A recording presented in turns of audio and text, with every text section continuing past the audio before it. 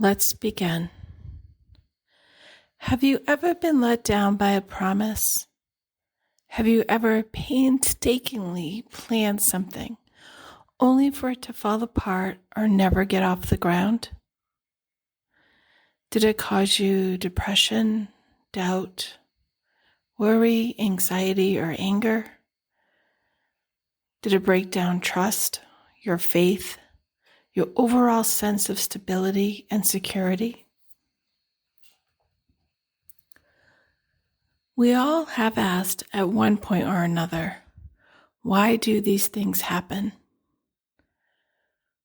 One of the biggest promises I made in my life was my marriage.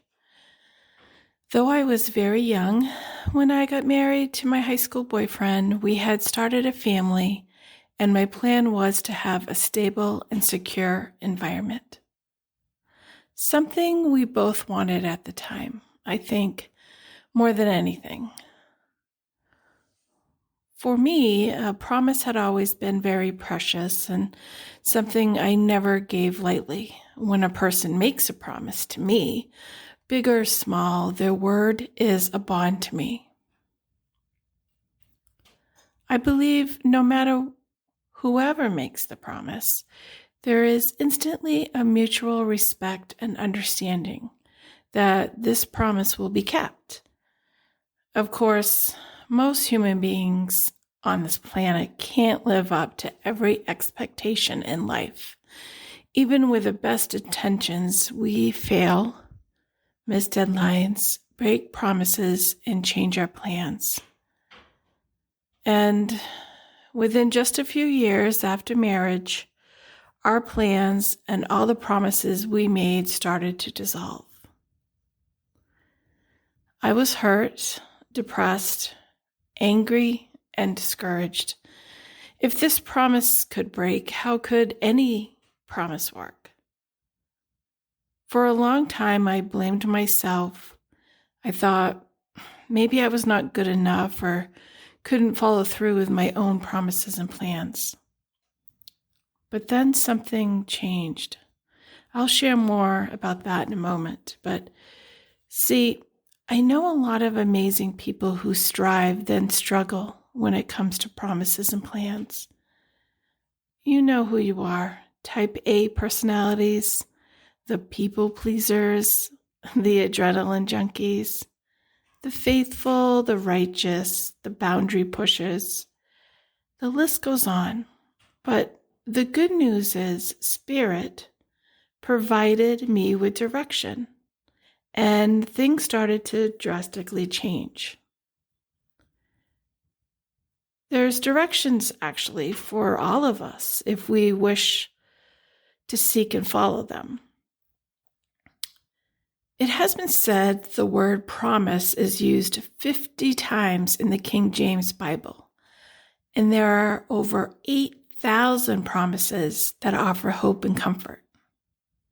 Yes, I said 8,000 promises. I'm not sure about you, but I would love to have promises that would never break and a plan that always was for my highest good. Of course, I'm not talking about us being perfect or the other people or things around us being perfect, nor am I speaking about never being hurt or depressed or discouraged. What I'm talking about is the practice of using the promises and the plans of the most omnipotent God to live our best self. God's promises, unlike ours, are unbreakable, immutable, and everlasting. They never change. His plan, His will, is always for our highest good. In Jeremiah 29:11, He declares He knows the plans He has for us, plans to prosper us, not to harm us, plans to give us hope and a future. Once I started to unveil the promises and the plans of God, my hope flourished again, and my future ever since then has been magical in my eyes. Not perfect, mind you, but definitely magical. How we deal with broken promises and the broken plans creates a path for everything else in our lives after. For example, if a relationship ends abruptly and you are angry and bitter with yourself and others, love becomes hard to recognize when it does walk in again. Or maybe you planned your career just to have it crumble, and it puts you into a spiral of losing your identity of what you do. Or your health and finances turn out not to be what you planned, even though you saved and you ate more salads than you cared for to live a healthy lifestyle, of course. When any area of our life's plans or promises break, it's usually very normal to fill up with the same thing. We fill in missing gaps with almost the identical relationships that already failed, a career that was never our calling, to go on the next fad diet in hopes this time it will work. Though it's normal, there is something far more better for us out there. There is something amazing, extraordinary, magical out there, all designed and directed for our highest good. I'm going to challenge you today to take a look at how you view promises and plans. Do you shrug broken ones off and just let the next thing that comes along take over? Or do you fill the gap with something familiar and comfortable rather than looking into it? Do you push through them and keep going even when you know it's not longer right? Pay close attention to your first thoughts and actions you often take. Try not to beat yourself up too much if you start to notice how you block your own path. It's pretty common when we forget the promises of God and what He made for us and the plans He has for us.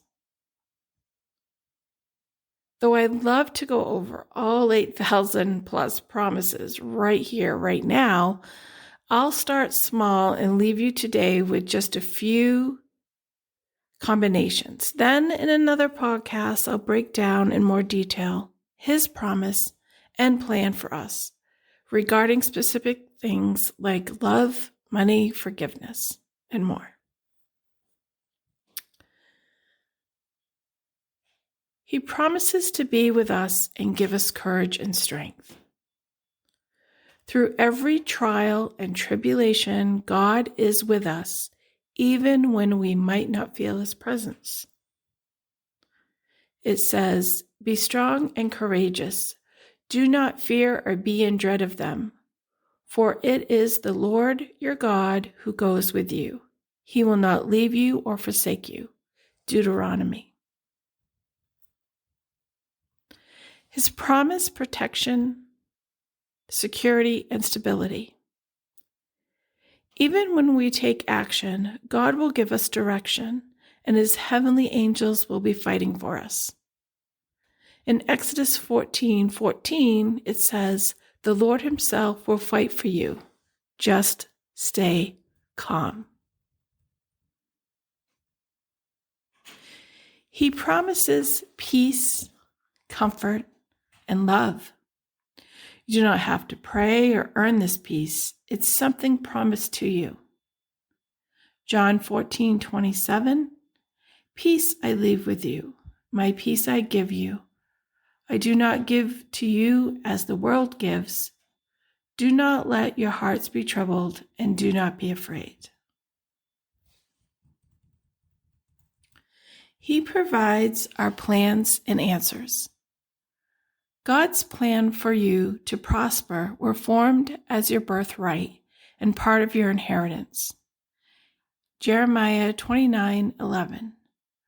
"For I know the plans I have for you, declares the Lord, plans to prosper you and not to harm you, plans to give you hope and a future."